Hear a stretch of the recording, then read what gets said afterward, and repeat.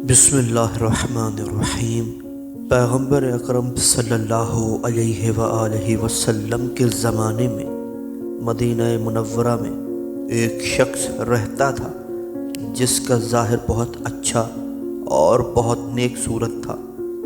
जैसे अहले ईमान के दरमियान एक नायाब और मशहूर शख्स हो, लेकिन वो शख्स बाज़ औक़ात रात में छुपकर लोगों के यहाँ चोरी करता था। एक रात का वाक़या है कि चोरी के लिए एक दीवार पर चढ़ गया। देखा कि उस घर में बहुत ज़्यादा मालो दौलत है और वहाँ पर एक जवान लड़की के अलावा कोई दूसरा भी नहीं। अपने दिल में कहने लगा, आज तो मुझे दोहरा खुश होना चाहिए। एक तो ये सारा कीमती सामान मुझे मिल जाएगा, दूसरे उस लड़की से लज्जत भी हासिल करूँगा।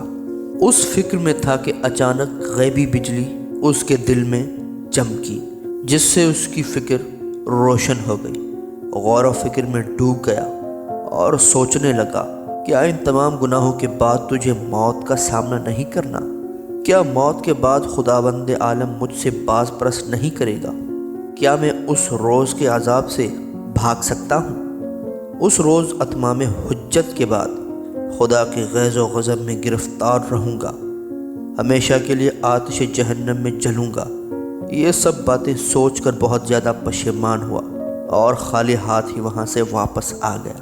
जैसे ही सुबह हुई, अपने उसी ज़ाहिरी चेहरे और बनावटी लिबास में पैगम्बर अकरम सल्लल्लाहु अलैहि वआलैहि वसल्लम की खिदमत में हाज़िर हुआ।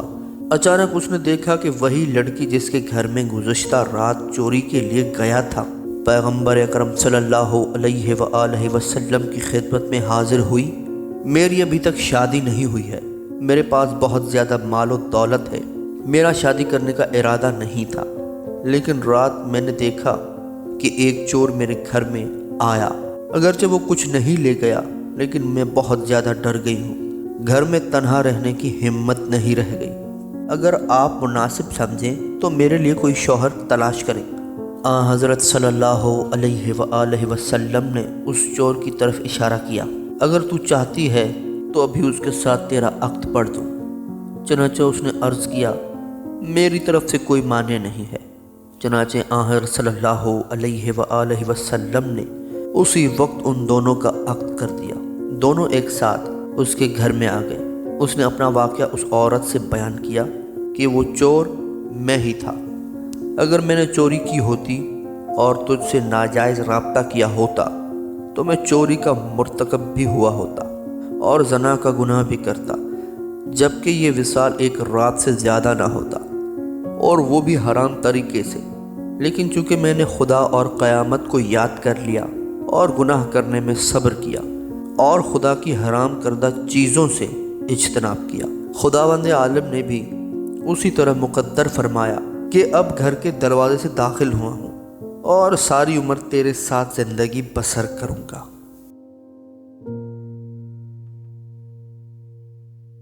अगर आपको हमारी ये वीडियो पसंद आई है तो लाइक, शेयर और सब्सक्राइब करना न भूलिए और बेल के आइकन को दबाना न भूलिएगा, ताकि हमारी वीडियो आपके पास बर वक्त पहुँचती रहे। शुक्रिया।